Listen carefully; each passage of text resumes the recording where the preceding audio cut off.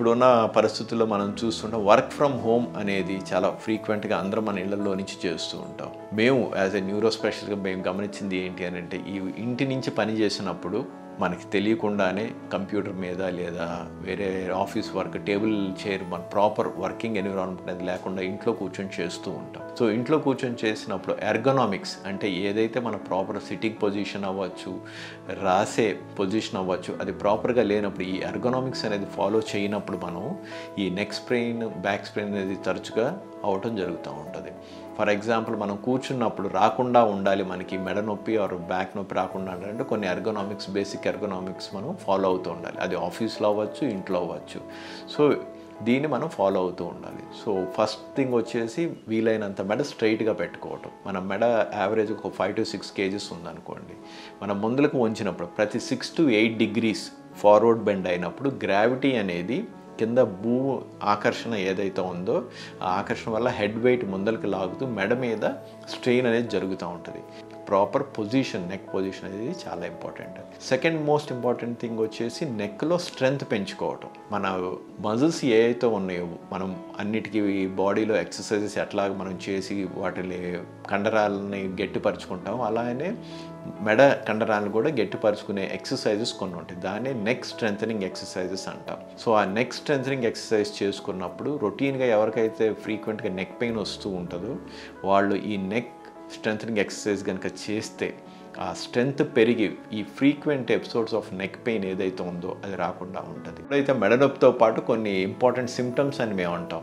మెడ నొప్పి ఒక చోట ఉండకుండా చేతికి లేదా వీపు కింద జారుతున్నట్టు లేదా గుంజుతున్నట్టు ఉంటుంది. దాన్ని మేము ఇంగ్లీష్లో రాడికులోపతి అని అంటాం. సో ఆ పెయిన్ అనేది ఒక చోట లేకుండా కింద పక్కకి అట్లాగా పెరుగుతూ పోవటం, దాంతోపాటు ఆ రాడికులర్ పెయిన్తో పాటు తిమ్మిర్లు రావటం లేదా మొద్దుబారిపోయినట్టు ఉంటాం, పారెస్థీసియస్ ఆర్ నమ్నెస్ అంటాం. అట్లాగ ఉన్నప్పుడు దాన్ని మనం ఏముంది చిన్న నొప్పి అని వదిలేయకూడదు. ఎందుకు అని అంటే మెడలో నుంచి వెళ్ళే నరాలు ఏదైతే ఉంటాయో nerves, cranial nerves or cervical spinal cord నుంచి వచ్చే పెరిఫరల్ నర్వ్స్ ఏవైతే ఉంటాయో అవి ఈ డిస్క్ వల్ల డిస్క్ మధ్యలో ఈ మెడలో ఒత్తుకుపోయి రాడికులోపతి అనేది వస్తూ ఉంటుంది అనమాట. ఆ నరం ఒత్తుకున్న పర్టికులర్ లెవెల్కి తగ్గట్టు ఆ డర్మటోమల్ డిస్ట్రిబ్యూషన్ ఏదైతే ఎక్కడైతే సప్లై చేస్తుందో ఆ నరువు దగ్గర తిమ్మిలు రావటం, మొద్దుబారిపోయినట్టు ఉండటం, లేదా పట్టుకోవటానికి చెయ్యి గ్రిప్ తగ్గిపోవడం లేదా చెయ్యి ఎత్తలేకపోవడం అనేది జరుగుతూ ఉంటుంది. సో మెడ నొప్పితో పాటు మీకు ఏమన్నా ఈ తిమ్మిలు రావటం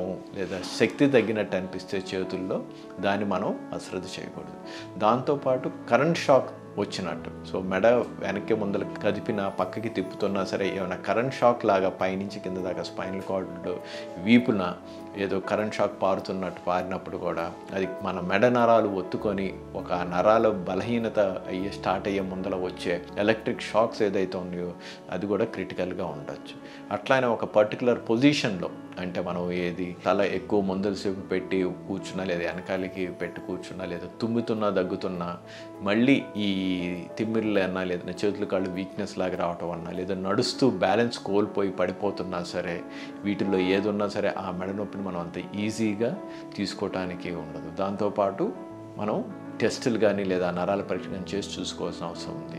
లేదా ఈ మెడ నొప్పి ఒక్కోసారి టీబీ ఇన్ఫెక్షన్ కానీ లేదా వేరే ఇన్ఫెక్షన్ల వల్ల కానీ కూడా ఉండొచ్చు. సో అందుట్లో ఎలాగంటే కంటిన్యూస్ నొప్పి రావటం, మెడ తిప్పడానికి ఇబ్బంది అవటం, స్టిఫ్ నెక్ అంటాం. మెడ ఒక పక్కకి తిప్పాలంటే విపరీతమైన నొప్పి వచ్చినప్పుడు, దాంతోపాటు జ్వరం ఉన్నా సరే లేదా స్వెల్లింగ్ అంటాం, వాపులాగా వచ్చినా సరే అప్పుడు ఆ కింద ఇన్ఫెక్షన్ అట్లాంటిది ఉండొచ్చు. దానికి కూడా మనం ఫిజిషియన్ కన్సల్టెంట్ అయ్యి చూపించుకోవాల్సిన అవసరం ఉంటుంది. సింపుల్ బేసిక్ స్మాల్ ఎక్సర్సైజెస్ పొద్దున్నే 5 to 10 minutes or evening 5 to 10 minutes కనుక చేసుకున్నట్టయితే వీటి వల్ల ఆ నెక్ స్ట్రెంగ్త్ పెరిగి ఆ పౌష్టిక ఆహారం ఆ మజిల్స్ని బాగా యూజ్ చేసుకొని గట్టిపరిచి ఈ ఫ్రీక్వెంట్ నెక్ పెయిన్స్ అనేది రాకుండా హెల్ప్ అవుతూ ఉంటుంది.